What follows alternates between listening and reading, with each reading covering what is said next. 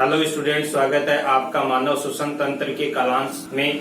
पिछले कालांश में बात की थी हमने ऊपरी श्वसन तंत्र की, जिसमें हमने अध्ययन किया था नासिका, नासामार्ग, अंतःनासा छिद्र, युवका, ग्रसनी और उसके पश्चात कंठ। और कंठ जो है वो ऊपरी तथा निचले श्वसन तंत्र के मध्य विभाजन का आधार बनता है। तो आज का हमारा बिंदु है निचला श्वसन तंत्र, जिसे वास्तविक श्वसन तंत्र भी कहा जाता है।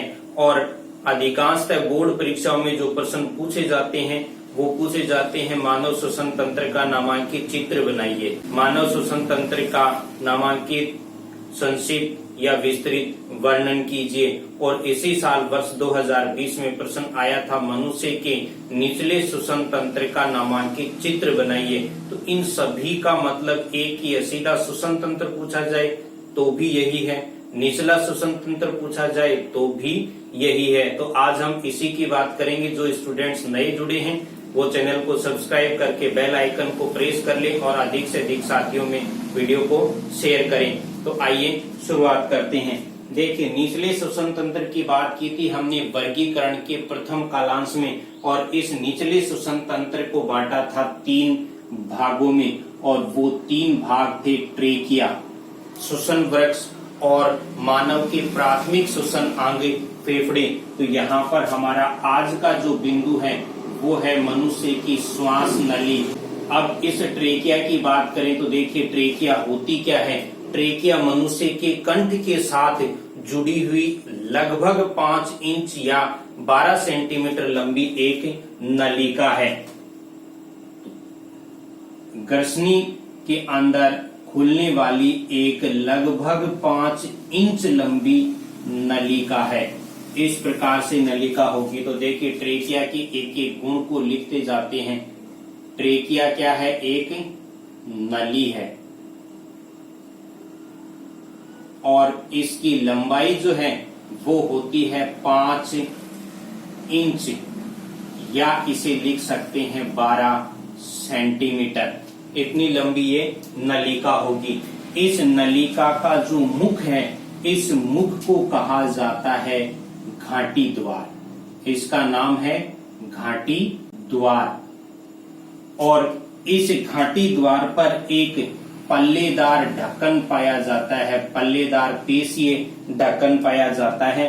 और इस पेशीय ढक्कन को भी विशेष नाम देते हैं। देखिए ये घाटी द्वार को ढकने का कार्य करता है।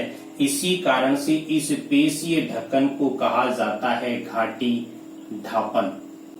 अब इन दोनों ही नामों को कई बार सीधा इंग्लिश की वर्डिंग से पूछा जाता है। तो देखिए इस घाटी द्वार को कहा जाता है ग्लोटिस और घाटी ढापन को कहा जाता है एपिग्लोटिस। इसके बाद में देखिए ये नली जो है ये मनुष्य की वक्ष गुहा में से होती हुई वक्ष गुहा के लगभग मध्य में जब पहुंचती है तो इस नलिका से 2 नलिकाओं का निर्माण होता है, अर्थात यह ट्रेकिया या श्वास नली जो है ये 2 भागों में विभाजित हो जाती है। अब देखिए यहाँ इस ट्रेकिया का भी एक और नाम आ गया है। इस ट्रेकिया को हिंदी में कहा जाता है श्वास नली।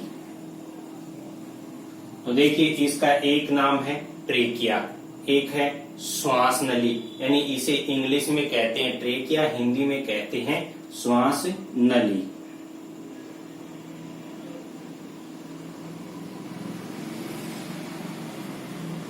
अब ये श्वास नली वक्ष गुहा में आगे 2 भागों में बढ़ती है, और ये जो प्रत्येक भाग है इस भाग को कहा जाता है श्वसनी।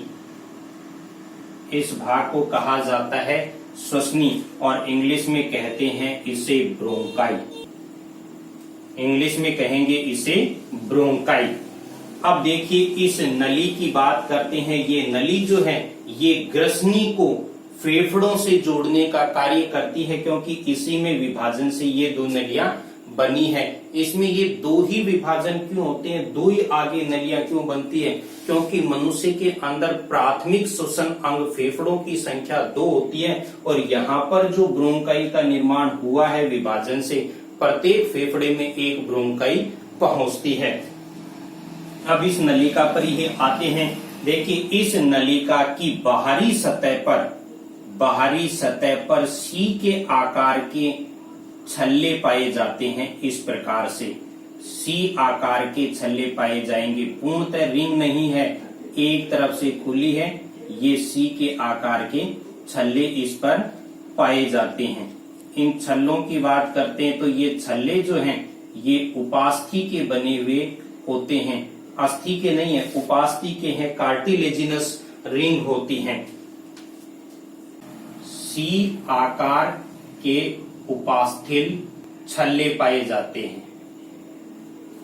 अब देखिए इन्हें इंग्लिश में कहते हैं C shaped hyaline cartilaginous ring. ये C shaped hyaline cartilaginous ring है, रिंग कहेंगे छल्लों को।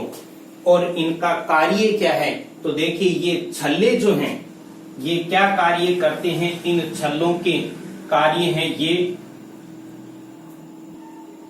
ट्रेकिया को पिचककर आपस में चिपकने से रोकते हैं। ये इनका कार्य है कि इस ट्रेकिया में जब हवा नहीं होगी उस समय ट्रेकिया पिचक सकती है, और पिचकेगी तो इसकी आंतरिक दोनों सतह आपस में चिपक सकती है, जिससे ट्रेकिया परमानेंट बंद हो जाएगी। अर्थात ये श्वास का मार्ग परमानेंट बंद होने का खतरा होता है, और इसी कारण से इस पर पाए जाने वाले ये सी के आकार के छल्ले इसे पिचककर चिपकने से रोकते हैं। अब ये तो थी बात इसकी बाहरी संरचना की।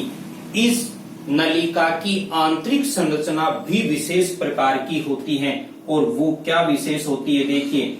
इसकी जो आंतरिक सतह है ट्रेकिया की, इस सतह पर विशेष प्रकार के ऊतक पाए जाते हैं, और विशेष प्रकार के ऊतक कार्य हेतु विशेषीकृत होते हैं।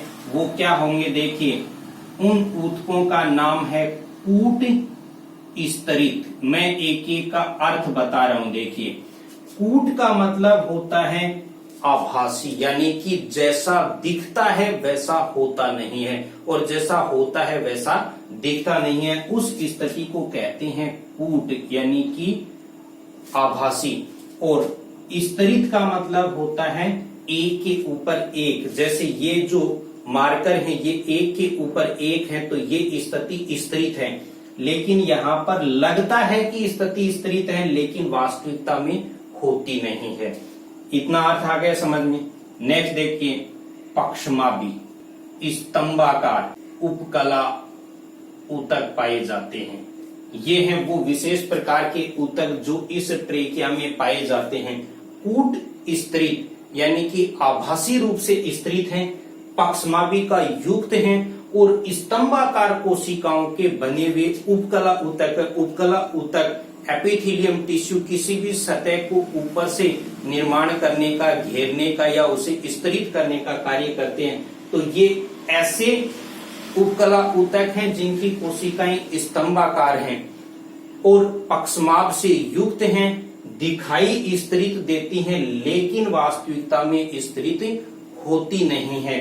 और इन्हें भी विशेष नाम दिया जाता है। देखिए कूट को कहा जाता है इंग्लिश में शूडो, स्तरित को कहा जाता है स्ट्रेटिफाइड, पक्षमापी को कहा जाता है सीलिएटेड, स्तंभाकार को कहेंगे कोलमनर, और उपकला को कहेंगे एपिथेलियम। अर्थात pseudo stratified ciliated columnar epithelium होता है।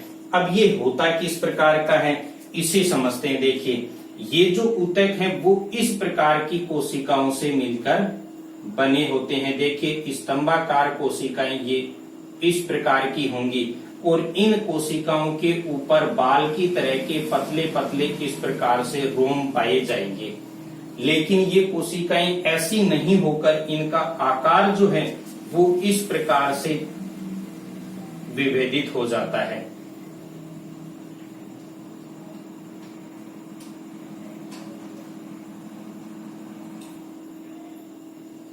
ये इनका आधार है।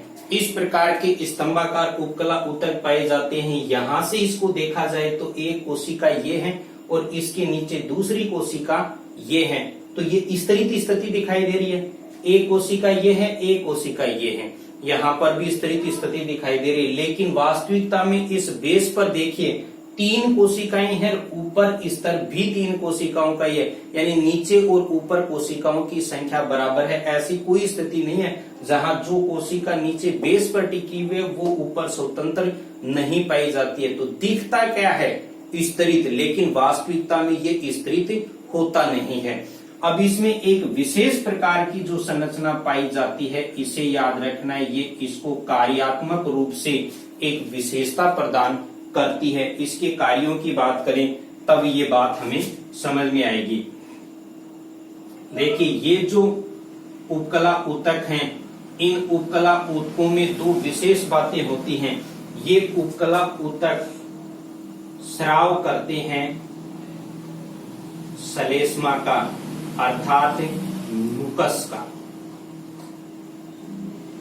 म्यूकस का स्राव करते हैं और म्यूकस जो होता है ये पूरे श्वसन मार्ग को लसलसा व चिकना बनाए रखता है, और लसलसा तथा चिकना बनाने के कारण से इस पूरे श्वसन मार्ग के अंदर ट्रेकिया के इस मार्ग में जब वायु पहुंचती है तो वायु के साथ जो धूल के कण और जीवाणु के अंश पहुंच जाते हैं उनको ये श्लेष्मा अपने अंदर चिपकाकर रोक लेता है। ये काम श्लेष्मा का है। दूसरा जो कार्य है वो इनका होगा, और ये है देखिए पक्षमाभ। इन पक्षमाभों की जो गति होती है वो बाहर की ओर होगी। इस पूरे ऊतक की देखिए 2 विशेषताएं हैं। एक तो इस ऊतक में पाई जाने वाली जो कोशिकाएं वो श्लेष्मा का स्राव करेंगी, जिससे धूल के साथ जो जीवाणु आ गए वायु के साथ अंदर जा रहे हैं उन्हें ये श्लेष्मा रोक लेगा। दूसरा, ये जो पक्षमाभिकाएं इनमें पाई जाती हैं, पक्षमाभिकाएं मोटाइल होती हैं, गतिशील होती हैं, और इनकी गति होती है ऊपर की ओर, यानी श्वास नली इस प्रकार से है पूरी पाइप नुमा, और उस पाइप की आंतरिक सतह पर पाई जाती हैं पक्षमाभ जो ऊपर की ओर गति करते हैं, जिससे इस ट्रेकिया के अंदर जो म्यूकस होता है उस म्यूकस को ऊपर धकेल कर लाया जाता है घर्षणी में, जिसे हम 2 तरीके से ठिकाने लगाते हैं। एक तो हम कफ के साथ बाहर फेंक देते हैं, और दूसरा गले में घर्षणी के जरिए उसे निगल लिया जाता है, पेट में पहुंच जाता है, पेट के मल के साथ उसे बाहर त्याग दिया जाता है। लेकिन ये म्यूकस इस श्वास के मार्ग को शुद्ध व चिकना तथा नम व लसलसला बनाएगा, और पक्षमाभिकाएं जो हैं वो यहाँ पर बनने वाले इस अपशिष्ट पदार्थ को शरीर में ठिकाने लगाएंगी। ये स्थिति है देखिए इस ट्रेकिया से संबंधित संपूर्ण जानकारी।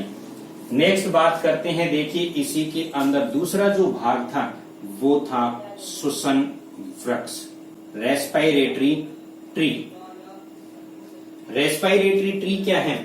श्वसन वृक्ष वो मार्ग है जिस मार्ग से ट्रेकिया के माध्यम से वायु अपने अंतिम गंतव्य इकाई एल्वियोलाई या कुपिका तक पहुंचती है। इस पूरे नलिकाओं के मार्ग को कहा जाता है श्वसन वृक्ष, जिसमें आधार या तने का काम करता है ट्रेकिया। ट्रेकिया में 2 विभाजन होंगे, 2 ब्रोंकाई बनेंगी, और ये ब्रोंकाई जो है ये प्रत्येक फेफड़े में पहुंचेंगे। तो यहाँ पर ये बिंदु भी याद रखना है कि फेफड़े में प्रवेश करने वाली श्वसन वृक्ष की नलिका कौन सी है, तो फेफड़ों में प्रवेश करने वाली जो नलिका है वो होती है ब्रोंकाई, और इसी ब्रोंकाई को कहा जाता है प्राइमरी ब्रोंकाई, यानी कि प्राथमिक ब्रोंकाई। ये ब्रोंकाई फेफड़े में प्रवेश करने के पश्चात वापस विभाजित होती है और उन्हें कहा जाता है सेकेंडरी या द्वितीयक ब्रोंकाई। अब इनकी संख्या क्या होती है देखिए, इसके लिए हमें थोड़ा सा दिशा का ज्ञान होना आवश्यक है। ये जो दिशा होगी कागज पर वो होती है दाईं, और ये दिशा होती है बाईं। जब हम घूमकर इधर होके इसे लिखने का प्रयास करेंगे तो हमें लगता है कि ये रिवर्स हो गई है। तो ये जो दिशा है ये होता है डायग्राम के अंदर दायां भाग, और ये जो भाग होगा ये होगा बायां भाग। अब थोड़ा सा इसके साथ हम एक लॉजिकल तथ्य जोड़ देते हैं। जैसे बाएं को लिखेंगे क्या, बाई साइड लिखते हैं हम, बाया को कहते हैं बाई दिशा, तो ये बाई लिख दिया। बाई का मतलब देखिए गणित और विज्ञान के नामकरण की जो पद्धति है, कार्बन वाले पाठ में जाएं तो बाई का मतलब होता है 2, अर्थात बाई साइड के फेफड़े के अंदर पिंडकों की संख्या होती है 2, और दायां जो है इसको कह सकते हैं हम ट्राई, और ट्राई का मतलब होता है 3, अर्थात दाईं साइड के फेफड़े में पिंडक होते हैं 3 और बाईं साइड के फेफड़े में होते हैं 2। आगे हमारा जो बिंदु आ रहा है फेफड़ा, उसी में इनकी भी बात कर लेंगे। तो यहाँ पर ब्रोंकाई जो है वो फेफड़े में प्रवेश करके दाईं तरफ 3 भागों में, बाईं तरफ 2 भागों में बढ़ती है, और प्रत्येक पिंडक में एक एक नलिका पहुंचती है, जिसे कहा जाता है द्वितीयक ब्रोंकाई। ये द्वितीयक ब्रोंकाई पिंडक में पहुंचकर वापस विभाजित होती है, और जब ये विभाजित होती है तो इसे कहा जाता है तृतीयक ब्रोंकाई। अब ये तृतीयक जो ब्रोंकाई है ये वापस विविध भागों में बंटेगी, तो इसे कहा जाता है ब्रोंकियोल। ब्रोंकियोल, और ये ब्रोंकियोल जो है, ये ब्रोंकियोल आगे वापस विभाजित होती है, तब इसे कहा जाता है टर्मिनल ब्रोंकियोल।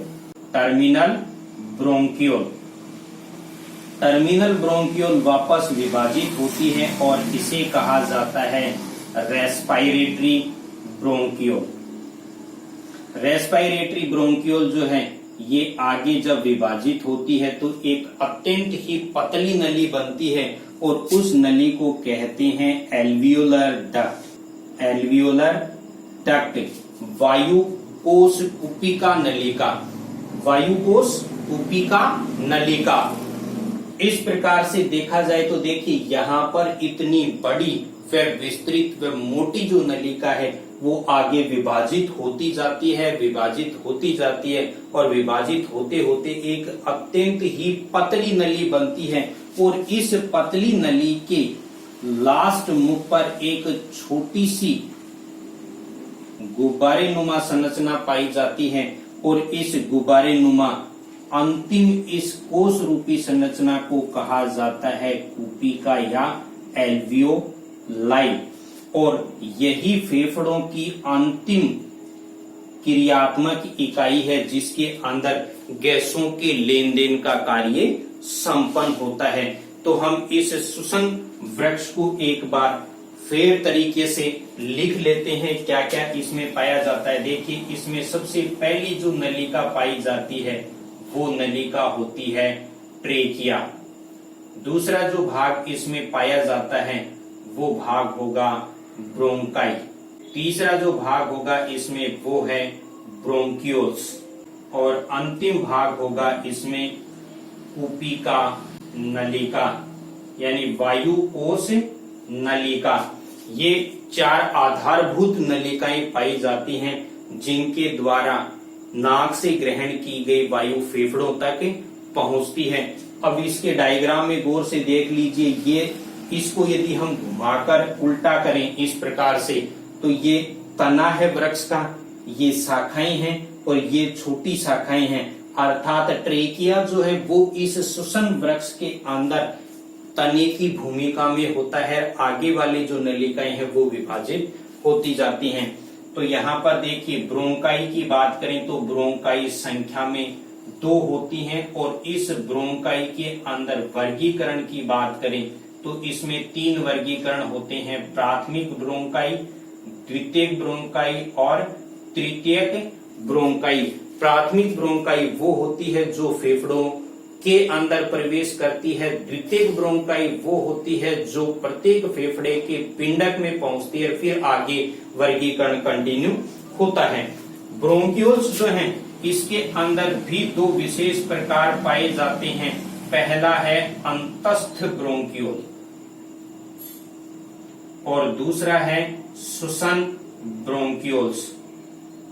इनके मैं आपको अर्थ बता देता हूं। देखिए, ट्रेकिया को कहेंगे श्वास नली, ब्रोंकाई को कहेंगे श्वसनी, ब्रोंकियोल्स को कहेंगे श्वसनी काएं या श्वसनिका, और कुपिका नलिका को कहेंगे वायु कोश कुपिका नलिका।